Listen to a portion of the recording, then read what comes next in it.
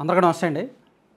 నిజానికి వైఎస్ జగన్మోహన్ రెడ్డి గారు ఆ పార్టీ వాళ్ళు గతంలో చెప్పిన లెక్కల ప్రకారం ఈవెన్ జగన్మోహన్ రెడ్డి గారు గతంలో చెప్పిన దాని ప్రకారం ఏంటంటే ఈ పాటికే జనంలోకి వెళ్ళిపోవాలి. నియోజకవర్గాల వారీగా అంటే ప్రతి జిల్లాలో కూడా 2 లేదా 3 రోజుల పాటు ఉంటాను. కార్యకర్తలతో సమీక్షలు చేస్తాను. జిల్లాల వారీగా పర్యటిస్తాను. నియోజకవర్గాల వారీగా సమీక్షిస్తాను అని జగన్మోహన్ రెడ్డి గారే చెప్పారు. గత ఎప్పుడు నవంబర్లో ప్రకటించారు. వైఎస్ఆర్ కాంగ్రెస్ పార్టీ అనుకూల మీడియాలు అందరూ కూడా దాన్ని బాగా లేపారు. సోషల్ మీడియాలో కూడా బాగా హైలైట్ చేశారు. జగన్మోహన్ రెడ్డి గారు జిల్లాలకు వస్తున్నారు, జిల్లాల పర్యటనలు చేస్తున్నారు, అది ఇదని. సో ప్రస్తుతానికైతే జరగల. యాక్చువల్లీ వాళ్ళు చెప్పిన టైం అయింది. జనవరి నెలాఖరు వచ్చేసింది. ఇంకా జిల్లాల్లోకి వెళ్ళాల. సో ఎందుకు వెళ్ళలేదు ఏంటంటే మరో నెల ఆగాలి. అంటే ఫిబ్రవరి నెలాఖరున వెళ్ళే అవకాశం ఉంది. ఫిబ్రవరి 20వ తేదీ నుంచి జగన్మోహన్ రెడ్డి గారి జిల్లాల పర్యటనలు జరిగే అవకాశం ఉంది. ఎందుకంటే ప్రస్తుతానికి జగన్మోహన్ రెడ్డి గారు లండన్లో ఉన్నారు. ఆయన 2వ తేదీని తిరిగి వస్తారు. 2వ తేదీని తిరిగి వచ్చిన తర్వాత ఒక 10 రోజుల పాటు పార్టీ ముఖ్య నాయకులతో సమీక్షలు ఉంటాయి. జిల్లాల వారీగా కొన్ని సమీక్షలు, అలాగే పార్టీ ముఖ్య నాయకులతో రకరకాల రివ్యూలు, మీటింగులు అవన్నీ ఉంటాయి.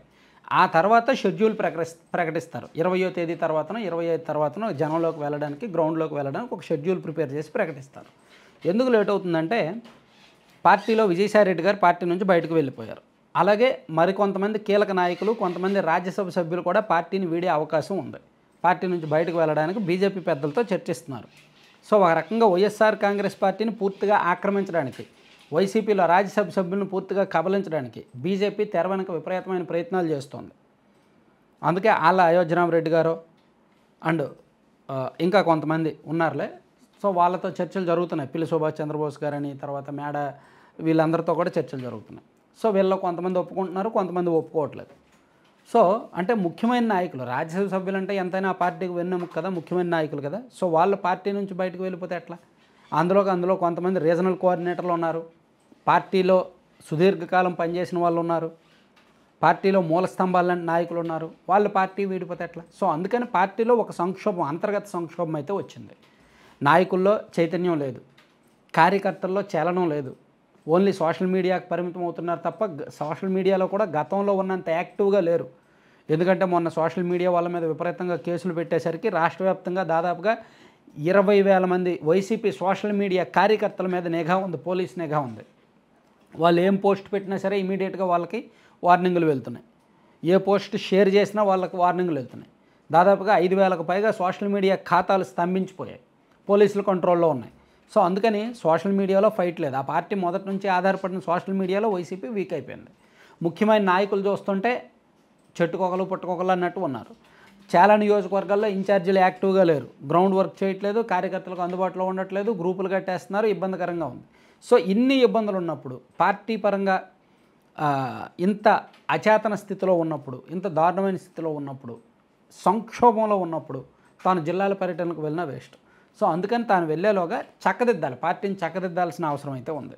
సో దానికోసమే జగన్మోహన్ రెడ్డి గారు లండన్ నుంచి వచ్చిన తర్వాత మేబీ కొన్ని రోజుల పాటు పార్టీ వ్యవహారాల మీద పూర్తిగా రివ్యూ చేసి, పూర్తిగా తాను ఒక జిల్లాల వారీగా ఒక దిశానిర్దేశం చేసి, కొన్ని జిల్లాలకు అదనపు నాయకత్వాన్ని బాధ్యతలు అప్పచెప్పి, కొన్ని జిల్లాలకు రీజనల్ కోఆర్డినేటర్లను మార్చి, అప్పుడు తాను ఫిబ్రవరి నెలాఖరు నుంచి జనంలోకి వెళ్ళే షెడ్యూల్ ప్రకటిస్తారు.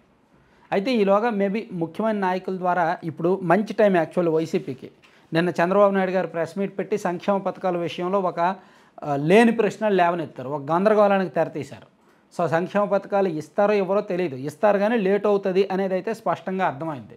సో వైఎస్ఆర్ కాంగ్రెస్ పార్టీ వాళ్ళు మొదటి నుంచి సంక్షేమ పథకాల విషయంలోనే ప్రచారం చేస్తున్నారు కాబట్టి, ఒక 6 నెలలు గడువు అయిపోయింది కాబట్టి ఇప్పుడు ప్రభుత్వాన్ని గట్టిగా అడగొచ్చు, ఏవి సంక్షేమ పథకాలు, ఏవి సూపర్ 6 ఏది అని.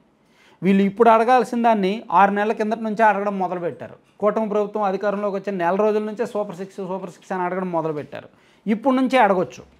ప్రభుత్వం వచ్చి 6 నెలలు 7 నెలలు టైం అయిపోయింది కాబట్టి, హనీమూన్ పీరియడ్ అయిపోయింది కాబట్టి, ప్రజలు సంక్షేమ పథకాల కోసం వెయిట్ చేస్తున్నారు కాబట్టి, ఫీజు రియంబర్స్మెంట్ కోసమో తల్లికి వందనం కోసం వెయిట్ చేస్తున్నారు కాబట్టి ఇది రైట్ టైం.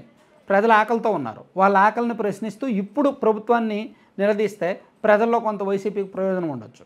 కానీ ఈ టైంలో ఆ పార్టీలో నెలకొన్న అంతర్గత సంక్షోభం కారణంగా, పార్టీ నాయకత్వం నైరాశ్యంలో ఉన్న కారణంగా, జగన్మోహన్ రెడ్డి గారు విదేశాల్లో ఉండడం, ఆయన వచ్చిన తర్వాత చాలా వ్యవహారాలు పెట్టుకోవడంతో ప్రస్తుతానికైతే గ్రౌండ్లోకి వెళ్ళడం లేదు. జిల్లాల పర్యటనలు అయితే ప్రస్తుతానికి లేవు, ఫిబ్రవరి నెలాఖరు నుంచి ఉంటాయి. ఫిబ్రవరి నుంచి మార్చి నెలాఖరు వరకు పెట్టి మళ్ళీ తర్వాత కొన్నాళ్ళు గ్యాప్ ఇచ్చి ఆ తర్వాత మళ్ళీ రెండో దశలో పెట్టడానికి చూస్తున్నారు.